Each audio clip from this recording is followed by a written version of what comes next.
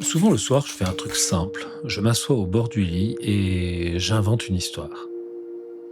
Pas un livre, pas un podcast, une vraie impro, rien que pour mes enfants. Et un peu pour moi aussi. Et pourtant, moi, j'ai zéro talent de conteur. Tout ce que j'ai, c'est un cadre, une méthode, un système qui rend tout ça simple et fluide. Et dans cette vidéo, je vais te montrer comment tu peux faire pareil. Même si t'es crevé, même si t'as pas d'inspi, et même si t'as jamais improvisé d'histoire de toute ta vie. Et pour tout te dire, je prends ça tellement au sérieux que j'ai même fait un FAQ pour la fin de la vidéo. Bon, alors ce soir, on part avec qui Renard et Panda. Ok. Oui, c'est des personnages récurrents, ils vivent à côté de la maison dans la forêt, on les retrouve dans beaucoup d'histoires, ils font des featuring de temps en temps. Des valeurs sûres. Toi, tu penses que t'as pas d'imagination ? Bah t'inquiète, parce que ton cerveau, il sait faire. Et là, je suis désolé pour la métaphore qui est claquée, je suis désolé. Ton cerveau, il fonctionne un peu comme ChatGPT. Désolé pour la métaphore. Mais ce que je veux dire par là, c'est que quand tu vas commencer et dire des mots, il y a une probabilité qui définit les mots qui suivent. Enfin, en tout cas, il y a une exclusion qui se crée. Exemple, lorsque tu dis le panda il grimpe à l'arbre, admettons, tu vas pas enchaîner avec il me manque de la peinture rouge, j'ai besoin d'une clé à molette, la bouillabaisse est trop chaude, ou je sais pas quoi. Non, tu vas dire une branche se casse, la vue est magnifique, le renard l'appelle d'en bas. Même à moitié endormi, avec un cadre, l'histoire, elle se déroule relativement sans encombre. Si tu veux improviser, il y a une phrase qui dit un truc du genre improviser, c'est sauter dans le vide, mais en construisant son parachute en vol. Et en fait, c'est exactement ce dont il s'agit. Moi, les éléments que j'ai pour fabriquer mon parachute, c'est 3 choses. 3 questions que je pose à mes enfants avant que l'histoire commence. 1.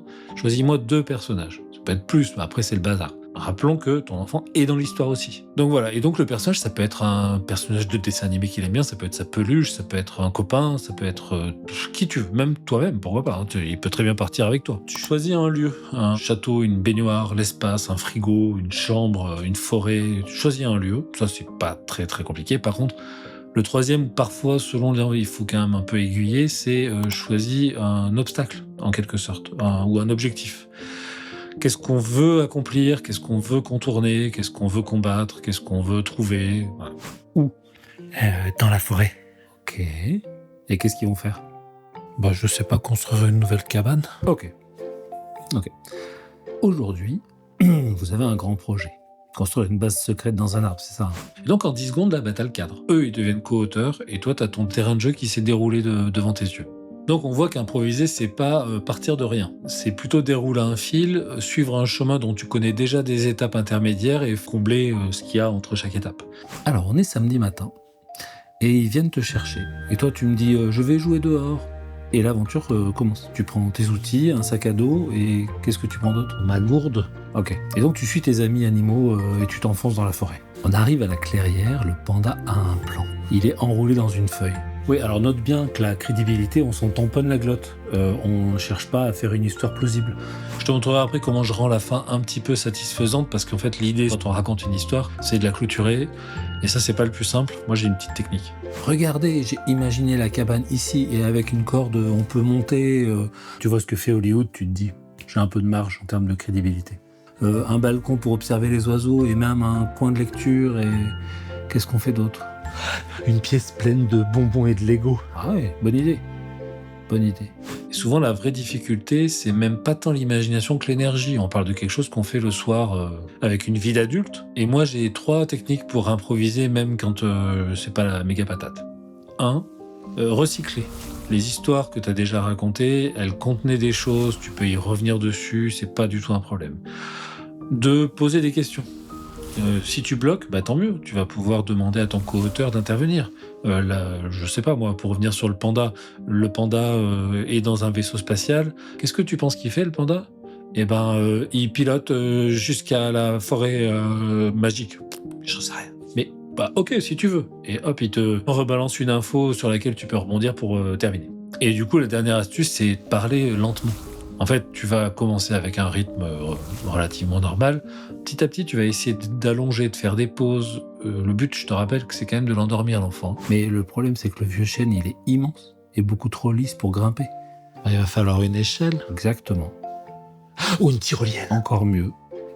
Après, il faut dire que si tu improvises une histoire de ce genre-là avec ton fils de 23 ans qui est ingénieur, déjà pose-toi des questions sur la relation que tu as avec ton fils, mais Et souvent, on croit que la créativité, c'est un truc magique qui sort de nulle part. En fait, non, pas du tout. La créativité, c'est des couloirs avec plein de tiroirs de choses que tu as vues, lues, entendues, ressenties, qui sont archivées là-dedans et dans lesquelles tu vas piocher ici ou là pour recomposer tout ça et créer une inspiration. Et donc, vous observez l'arbre et il est si haut. Et là, le renard, il a une idée. Il court dans les buissons et il revient avec une liane. Tu crois qu'elle est assez solide ? Et surtout, si on la noue avec celle du bambou que Panda a ramassé, qu'est-ce que t'en penses ? Dans la forêt, la cabane se construit, mais il y a un problème, il y a une branche qui casse. Le panda tombe, mais heureusement, tu lui attrapes la patte. Et par effet de balancier, t'arrives à le poser sur une plateforme de la cabane. Tu penses qu'il faut vérifier si les branches sont assez solides ? Donc il y a un truc magique dans cette histoire, c'est que c'est pas une histoire que tu racontes, c'est un épisode d'une saga. Parce que tout à l'heure je te disais comment finir de façon satisfaisante, c'est très simple. Le cliffhanger.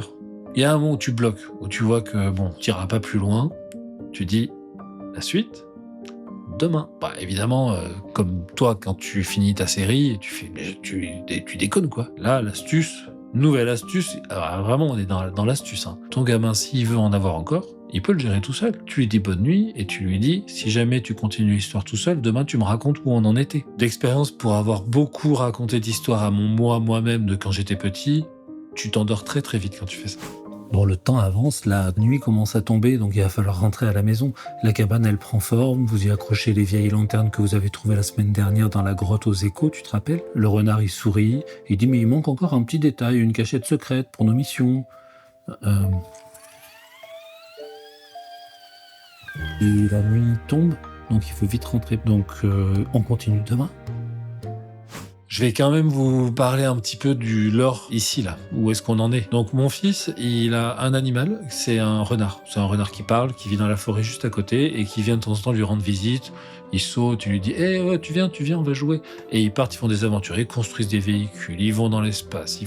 Là, ils ont une cabane. Le rêve Airbnb, ils ont une cabane dans la forêt qui surplombe tous les arbres avec des étages, des petits escaliers, des cordages. Il y a une pièce avec plein de bombecs, une pièce avec plein de tapis, de coussins où il peut jouer avec ses copains. Il a des copains et des copines. Et en fait, eux, on leur a aussi assigné un animal. Là, c'est important de noter quand même. Donc, Machine, elle a une tortue. Machin, il a un raton laveur. On leur a construit, parce que mon fils, c'est l'inventeur du groupe, c'est celui qui résout les problèmes techniques. On leur a construit des cabanes et donc ils viennent, ils participent évidemment, mais ils viennent vivre des aventures avec nous. On a tous les deux en tête comment tout ça est conçu. On a mis en place des tyroliennes pour correspondre, pour aller voir les amis. Et là où c'est un peu fou, c'est que à partir de là, Iron Man, il arrive, il dit « Les enfants de la forêt, j'ai besoin de vous pour résoudre ce problème parce que je suis trop occupé. » Lui, il est trop refait, il va aider Iron Man, et puis c'est parti. Je vous recommande vraiment d'essayer ça, parce que c'est satisfaisant pour vous, c'est satisfaisant pour votre enfant, c'est satisfaisant pour son sommeil. C'est un muscle de la créativité qui est gratos, en fait, vraiment. On vous demande pas d'écrire un bouquin, de réaliser un film, on vous demande juste de créer une histoire, et ça, c'est... Improviser une histoire, c'est pas une leçon de créativité. C'est plus une invitation, une manière de dire je suis là avec toi, on est ensemble, on passe ce moment ensemble. Ce soir, si tu sais pas quoi raconter, 2 personnages, un lieu et un objectif. Tu peux aiguiller, tu peux aider, tu peux faire des QCM pour le lieu. Tu préfères quoi ? Une forêt, un château, une baignoire, la lune. Et puis après, tu laisses la cabane se construire toute seule. Bon, vous attendiez ce moment avec une impatience, j'imagine, non dissimulée. Le FAQ. Première question que vous risquez de vous poser, et si mon enfant veut pas participer ? C'est pas grave. Tu proposes, t'imposes pas. Ce que tu peux faire, s'il donne pas d'idée, tu choisis à sa place, tu proposes. Tu dis, ok, ce soir, on fait quoi ? Une cuillère, une grenouille, ils vont sur la lune. Si jamais il dit, tu changes, mais si en général, ils vont dire, ah ouais, bon, voilà. Et puis, plus tu le fais, plus il comprendra aussi qu'il peut inventer. Deuxième question. Et si je me perds dans l'histoire ? Alors, si tu te perds dans l'histoire, c'est pas grave. Tu interroges ton enfant, tu lui dis, attends, il cherchait quoi déjà ? Ah oui, un sandwich. Troisièmement. Et si je me sens nul et que mon histoire est pourrie et que je pense que j'ai pas de créativité, alors ça, c'est ton regard d'adulte. Lui, ton enfant, il note pas l'impro. Et puis, il en est incapable de ce que tu es en train de faire. Tu es de toute façon un héros ou une héroïne si jamais tu commences à raconter une histoire à partir de rien. Il y a pas de public à part ton enfant qui, de toute façon, se dit wow. Alors, quatrième question, à partir de quel âge ça marche? Moi, j'ai expérimenté à partir de 2 ans. À partir de 2 ans, il faut quand même un peu aiguiller. Mais tu commences à raconter des petites histoires, des micro-histoires assez simples, qui changent un petit peu du sempiternel Choupi qui vit des aventures, mais inintéressantes au possible. Qu'est-ce que tu vas à la plage, Choupi? Ben, c'est très bien. Va à la plage. Nous, on va sur la Lune. Nous, on va dans l'espace. Nous, on va construire des cabanes. Va à la plage. Numéro 5. Quelle durée? Bah, autant que tu veux, et autant que tu as d'énergie et que ton enfant est attentif. Moi, ça peut aller de 2 à 10 minutes, selon l'inspiration, le moment, l'énergie que j'ai.